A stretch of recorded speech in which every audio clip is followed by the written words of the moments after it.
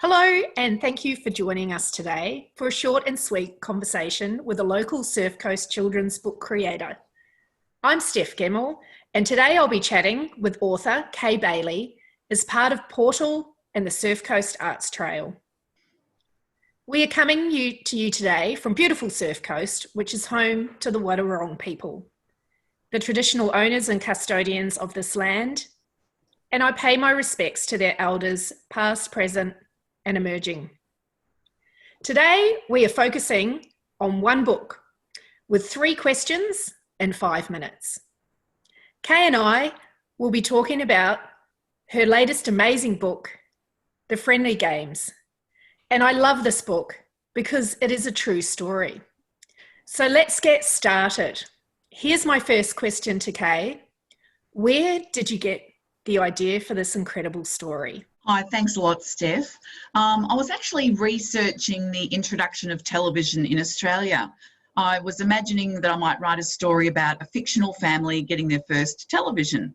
But what I didn't know was that television was introduced to Australia in 1956 so that the Melbourne Olympic Games could be televised. And of course, the internet brings up stories related to what you're searching for. So John Wing's story came up. So I began reading about this boy who wrote a letter to the Melbourne Organising Committee suggesting how the closing ceremony for the Olympics should break with tradition and allow all athletes to march as a mixed group behind one Olympic flag. It was his idea of a peace march. And I've got a printout. That's just one page of his letter. And I was so amazed by what he did and that his letter worked all within 3 days of the closing ceremony. So I gave up on the idea of the introduction of television story and began working on John's story instead. But the television introduction does get included in the book. Just here. I couldn't leave that out because it's very important to the story as well, where he watches through the shop window. That's so interesting, Kaye. Now tell me, what is your favourite part of this incredible story and why? I love the spread where John has decided to write his letter. He's actually come up with his idea and he's busy writing his letter, because at this point he'd been trying to figure out for years about how he might change the closing ceremony, which he thought was really dull. He thought all the athletes should be included, not just from each country, and that it should be a celebration. Then during the course of the Melbourne Olympic Games, world tensions were beginning to make headlines. That's one of the headlines that I found at the State Library about troubles in the world, which were being played out through the athletes. The athletes were having clashes actually at the Melbourne Olympic Games, and it was being dubbed as the worst games ever. So John felt like he wanted to do something about it, which he explains in this CD. I found this at the National Library and bought a copy. And in this, he explains how he felt so sorry for the people of Melbourne. He'd seen firsthand all their efforts to make the games friendly and welcoming, but the whole atmosphere was being ruined. So with John's first question to himself was, how would he change the closing ceremony? And his concern about how to save the games from disaster, he really wanted to do something. So it was that scene where he was writing his letter that is my favourite. And one of my other favourite images in the book is Fiona Burrows, the illustrator. She did several really intricate illustrations. And I think that Flinders Street Station at night is absolutely beautiful, and that the Olympic torch which hung over the corner of Flinders and Swanston Streets, she's done such a beautiful job with that. And we looked at images on the internet. There's the actual torch hanging by Flinders Street Station that Fiona recreated, so that was another favourite image of mine. It's a beautiful image.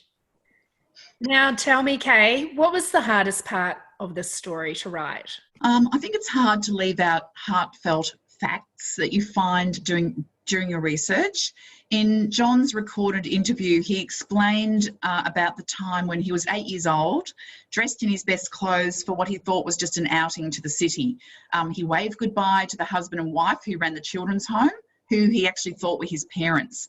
And he said goodbye to his best friend, telling him not to worry, that he would see him when he got back later that day. So when John was told that he wasn't going back to the children's home, and I'll just quickly show you that spread. There he is with his father and stepmother. When he was told he was not going back to the children's home, he got such a shock that he actually screamed and cried and felt really traumatised. And he said that he kept thinking about his best friend, who would wonder where on earth he was, and that he actually never got over the shock of what happened to him that day. But I had to play down things like that. Even though I found that incredibly moving, I had to play that down in the story. So I only briefly mentioned that on that one spread. Otherwise, it would detract from the story about his famous letter. And something else happened, which was a bit difficult at the time when we were working on the book. The very wise illustrator, Fiona Burrows, asked me if I'd had permission from the International Olympic Committee to use the words and terminology relating to Olympics. And I freaked out because I hadn't asked for any permission. And I remember feeling a bit sick, thinking, gosh, what if this book doesn't get published because I didn't ask for permission? So I actually emailed the International Olympic Committee, who did eventually reply to me, and they said they were leaving that up to the Australian Olympic Committee. So I contacted them, and they were so helpful, and they got onto it straight away. They provided me with a licence agreement, which is several pages long, and it gave us some guidelines of what we could and couldn't do.